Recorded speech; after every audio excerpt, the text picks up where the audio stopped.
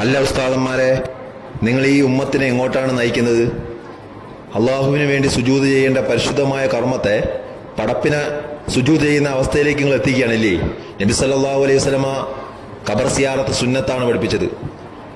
പരലോക ചിന്തയ്ക്കും മരണത്തെ ഓർക്കാനും വേണ്ടിയാണ് പഠിപ്പിച്ചത്. ഖബറാളിക്ക് വേണ്ടി പ്രാർത്ഥിക്കാൻ പഠിപ്പിച്ചിട്ടുണ്ട്. ആ ഒരു കർമ്മത്തെ ആഗ്രഹ സഫലീകരണത്തിന് വേണ്ടി ഗൾഫിൽ പോക്ക് ശരിയാവാനും മക്കളെ കെട്ടിക്കാനും ഓരോരോ ആവശ്യങ്ങൾക്കും വേണ്ടി ഖബറാളികളോട് പ്രാർത്ഥിക്കാൻ വേണ്ടി ആഹ്വാനം ചെയ്യുന്ന ഒരു അവസ്ഥയിലേക്ക് നിങ്ങൾ എത്തിച്ചില്ലേ. നാളെ അള്ളാഹുവിന്റെ കോടതിയിൽ നിങ്ങൾ സമാനം പറയേണ്ടി വരും. ഈ തരം ഷിർക്കൻ പ്രവർത്തനങ്ങളിലേക്ക് ഈ പാവപ്പെട്ട ഉമ്മത്തിനെ നയിക്കുന്ന നിങ്ങളെക്കുറിച്ചല്ലേ പരിശുദ്ധ ഖുർആനിൽ അള്ളാഹു പറഞ്ഞത്? സൂറത്തുൽ തൗബയിൽ 34-ാമത്തെ ആയത്തിൽ പണ്ഡിതന്മാരിലും പുരോഹിതന്മാരിലും അധിക പേരും ജനങ്ങളുടെ മുതൽ അന്യായമായി തിന്നുകയും അള്ളാഹുവിലേക്കുള്ള വിശ്വാസം തടഞ്ഞു വയ്ക്കുന്നു. നിങ്ങൾ ഈ ആത്മീയ ചൂഷണം നടത്തി ഈ പാവപ്പെട്ട ജനങ്ങളെ വഞ്ചിക്കുന്നതിന് നാളെ അള്ളാഹുവിന്റെ കോടതിയിൽ നിങ്ങൾ ഉത്തരം പറയേണ്ടി വരും. ഇത് ഷിർക്കൻ പ്രവർത്തനമാണ്, ഇസ്ലാമിൽ നിന്ന് പുറത്തു പോകുന്നതാണ്. ഇസ്ലാമിന്റെ അടിസ്ഥാന വിശ്വാസമായ തൗഹീദിന് ഘടകവിരുദ്ധമായ ഷിർക്കൻ പ്രവർത്തനമാണ് നീ ചെയ്യുന്നത്. ഈ സാധുക്കളെ കൊണ്ട് നിങ്ങൾ നരകത്തിലേക്ക് എത്തിക്കാനുള്ള മാർഗമാണോ നിങ്ങൾ നോക്കുന്നത്? നിങ്ങളെ പേടിച്ചിട്ടാണ് മദീനയിൽ വരെ ബോർഡ് വെച്ച് ഔലിയാക്കളെയും അമ്പിയാക്കളെയും ഖബറിൽ വന്ന് പ്രാർത്ഥിച്ച് അവരോട് സഹായം ചെയ്യരുത്, അത് ഷിർക്ക്, വലിയ ഷിർക്കാണെന്ന് അവിടെ തന്നെ ബോർഡ് വെച്ച്. നിങ്ങൾക്ക് ബോധമില്ലയോ ഉസ്താദന്മാരെ? നല്ല ഒരുപാട് ആലിമീങ്ങളുണ്ട്, പണ്ഡിതന്മാരുണ്ട്, അവരെയല്ല ഈ പറയുന്നത്. ഇങ്ങനെയുള്ള ഷിയായിസത്തിലേക്ക് ജനങ്ങളെ നയിക്കുന്ന പൗരോഹിത്യത്തിനെ കുറിച്ചാണ് പറയുന്നത്. ഇതൊരു ആത്മീയ ചൂഷണമാണ്. ടെക്സ്റ്റൈൽസിൽ നിന്നും 10 മീറ്റർ പട്ട് തുണി മേടിച്ചുകൊണ്ടുവന്ന് കഷ്ണം കഷ്ണമായിട്ട് അത്രയും പൂശിയിട്ട് ഈ പാവങ്ങളെ കയ്യിൽ കൊടുത്തിട്ട് പറയും ഇത് ഭയങ്കരമായ പുണ്യമാണെന്ന്. ഇതൊക്കെ ശിർക്കൻ പ്രവർത്തനത്തിലേക്ക് നയിക്കുകയാണ്. അതുകൊണ്ട് എല്ലാ ഉമ്മത്തിൽപ്പെട്ട മുസ്ലിം ഉമ്മത്തിൽപ്പെട്ട എല്ലാവരും ജാഗ്രതയോടെ നിൽക്കുക. ഈ പൗരോഹിത്യം നിങ്ങളെ നരകത്തിലേക്ക് നയിക്കുകയാണ്. യഥാർത്ഥ പണ്ഡിതന്മാർ ഇങ്ങനെയുള്ള കാര്യങ്ങളിൽ സപ്പോർട്ട് ചെയ്യില്ല. ഒരുപാട് നല്ല ആലിമീങ്ങളുണ്ട്, പണ്ഡിതന്മാരുണ്ട്, അവരെ കുറിച്ചല്ല ഈ പറയുന്നത്. ഇത് ഷിർക്കിലേക്ക് നയിക്കുന്ന, ഖുറാഫാത്തിലേക്ക് നയിക്കുന്ന, ബിദഅത്തിലേക്ക് നയിക്കുന്ന പൗരോഹിത്യത്തിനെ കുറിച്ചുള്ളൊരു കാര്യങ്ങളാണ്, ഓർമ്മപ്പെടുത്തലാണ്.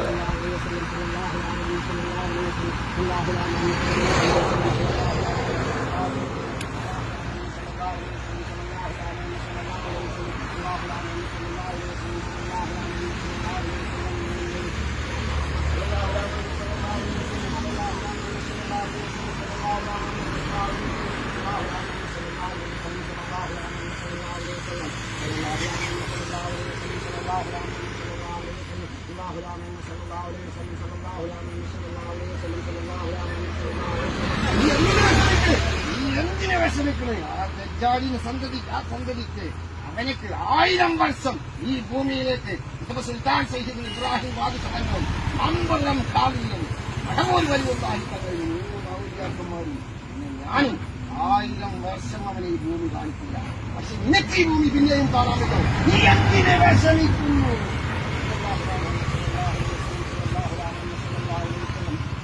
ولا تركنوا إلى الذين ظلموا فتمسكم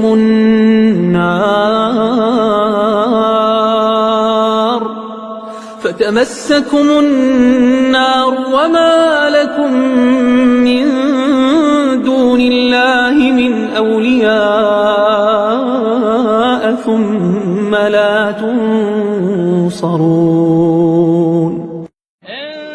تدعوهم لا يسمعوا دعاءكم يا علي يا حسين يا زهراء يا عذراء.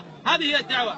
إن تدعوهم لا يسمعوا دعاءكم ولو سمعوا وهم ما يملكون قطمير كيف يستجيبون؟ ولو سمعوا